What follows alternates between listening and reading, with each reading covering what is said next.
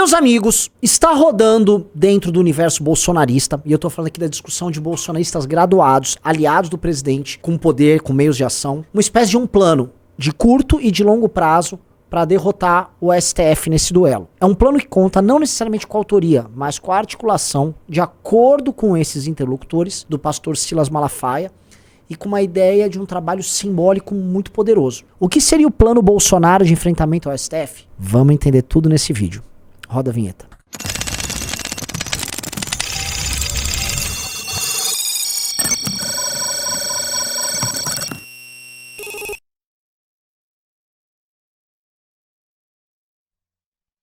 Meus amigos, antes de continuar, saiba de uma coisa. Existe uma revista de direita no Brasil. Uma revista impressa, publicada, feita com papel da mais alta qualidade.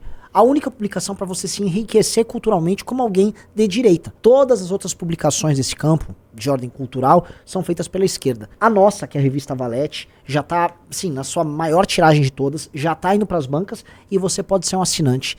Entra neste link aqui e se torna um assinante. Você vai se inscrever, nós vamos entrar em contato com você. E além de você receber mensalmente a revista Valete, você vai ter acesso a um monte de coisa, ao Clube MBL e uma série de produtos do nosso universo que vão te deixar mais inteligente e não cair nas bestezas mentiradas de coisas como a Mind, como grupo que é dono de gente como a Choquei. Vamos lá, o que é o plano Bolsonaro? Veja, ontem eu comentei num vídeo que o Bolsonaro não tinha muito o que fazer para escapar de uma prisão que se tornou quase inevitável. E que se você quisesse alterar o curso das coisas, o destino, que basicamente está quase inalterável, você teria que voltar lá pro começo de 2022, quando o Bolsonaro poderia, vamos dizer, evitar certas decisões que foram tomadas, que geraram todas essas provas e elementos contra ele dentro do inquérito do Alexandre de Moraes. Pausa aqui, eu não estou aqui fazendo uma análise sobre a validade do inquérito, nada. Estou falando aqui o jogo como ele é. Então, ele teria que voltar lá pro começo de 2022, ele não vai voltar porque não existe máquina do tempo. Então, a situação dele é a de um homem que está cercado, que tem elementos suficientes perante o seu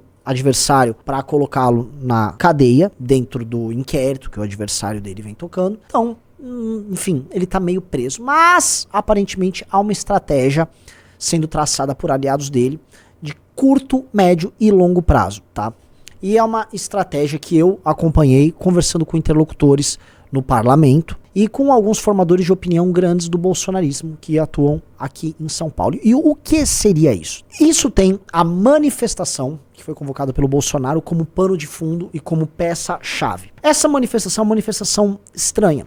Em geral, manifestações, elas têm como objetivo reivindicar algo. E eles não estão convocando uma manifestação para reivindicar, por exemplo, fechem o STF, Bolsonaro eu autorizo. Não, é um Bolsonaro que está hipossuficiente, não hipersuficiente. Ele não é mais presidente, ele não tem a famosa caneta para canetar alguma coisa. Ele não tem nada. Então, quando um sujeito está nessa posição, ele está indo para algo chamado de sacrifício. E essa é a ideia que vai ser trabalhada do ponto de vista simbólico, não só pelo próprio Bolsonaro, mas por uma liderança fundamental nesse jogo todo, o pastor Silas Malafaia. Quem está acompanhando as notícias da manifestação sabe que os caminhões de som foram alugados pelo Silas Malafaia. Foi ele utilizar, ele pagou isso e ele vem fazendo parte da convocação. Ele postou este meme aí nas redes sociais, que é bastante interessante. E o que o meme tá dizendo? Vira santo, vira mártir ou vira presidente, né? É um misto de quase canonização do Bolsonaro, com também a ideia de que o povo está com ele, que ele é uma figura amada pelo povo e perseguida pelas elites. Houve na história uma figura que era muito amada pelo povo, que foi perseguida pelas elites, tanto religiosas quanto políticas do seu tempo, e que foi para um sacrifício inevitável e se sacrificou perante uma multidão diante do poder estabelecido. Vocês sabem de quem eu tô falando Jesus Cristo. E quando a gente vê um pastor e lideranças político-religiosas fazendo uso disso em termos analógicos, ainda que você possa fazer uma crítica muito válida, o professor Paulo Cruz faz essa crítica, né, sobre a heresia de lideranças evangélicas que misturam política com religião, o fato é que a estratégia que vem sendo combinada é a de um Bolsonaro indo para o sacrifício. Ele se sacrificou por nós. Entendo que essa é uma analogia que ela é cabível porque ela já foi utilizada antes. Quando o Bolsonaro foi alvo de uma tentativa de assassinato por parte do Adélio, né? Foi criada toda a ideia do ele sangrou por nós, né? Ele foi alvo no sacrifício, mas ele está ainda candidato porque ele ama o Brasil. E aí surgem memes como esse, Jesus Cristo guiando ele, andando com ele. Então foi criada toda uma simbologia de um Bolsonaro quase que enviado por Deus com uma missão divina. E isso se mescla com o universo evangélico. E aí os caras trabalham analogicamente com a ideia do sacrifício, com a ideia da devoção, com a ideia de um escolhido. E aí o Bolsonaro, ele é uma figura que deixa de ser meramente política. Ele figura que tem um papel divino na Terra. Então a ideia do sacrifício, por ser inevitável, é uma ideia que simbolicamente é poderosa. E aí você percebe que na convocação do Bolsonaro ele está tratando nesses termos. Ele diz que ele vai fazer a defesa dele. Então ele vai junto ao povo, ele vai fazer sua verdadeira defesa, que é a defesa junto ao povo, e perante o povo ele será absolvido porque ele nunca fez nada de errado, e aí os poderosos levarão ele para o sacrifício, né, para o seu holocausto, e ele será sacrificado, né, ou seja, será colocado na cadeia para passar pelo seu período de sofrimento. O que os estrategistas imaginam? Uma coisa, se a manifestação for gigante, for colossal e ter esse caráter sacrificial, pode ser que isso constranja, no curto prazo, uma prisão do Bolsonaro. Isso é a primeira coisa. Mas os estrategistas imaginam que isso ainda é difícil. Tá? A segunda coisa, porém, que eles imaginam é que isto vai gerar uma comoção e o início de processo de outras manifestações e de pessoas fazendo orações na frente da cadeia ou de onde o Bolsonaro estiver preso. A criação justamente de uma mitologia que fundamente, vamos dizer, a defesa do Bolsonaro a constranger o Alexandre de Moraes de modo que essa prisão dure pouco. Em ambos os casos, isso representaria um aumento do poder do Bolsonaro e um renascimento do Bolsonaro como um líder místico. Tá? Validado por lideranças religiosas, evangélicas. E aí teria o terceiro ponto, que eles imaginam assim, e se quiserem manter o Bolsonaro preso por mais tempo do que o Lula? Se quiserem manter o Bolsonaro preso por, sei lá, mais 2 anos e pouco. Ou seja, ele ficaria preso lá perto da eleição de 2026 e, enfim, passando por esse sofrimento. O Bolsonaro, os interlocutores me narram, não gostaria dessa hipótese de maneira alguma. Na verdade, ninguém quer passar muito tempo na cadeia, né?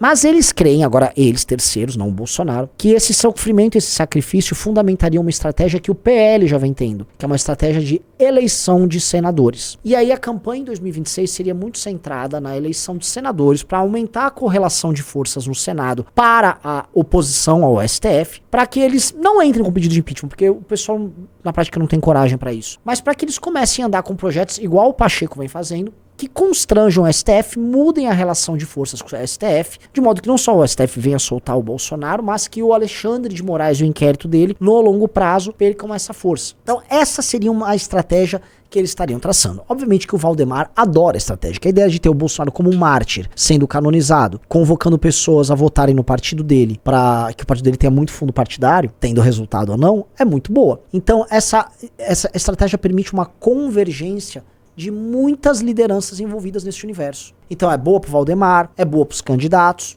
só não é, se durar muito tempo, boa pro Bolsonaro. Mas a pergunta que é, ele teria outra estratégia? De fato, fazer a manifestação e aumentar seu poder de barganha no curto prazo, como eu disse, é boa pra ele. Se ela aumenta no curto e no médio, e se ele for preso e consegue ficar pouco tempo, é boa pra ele também.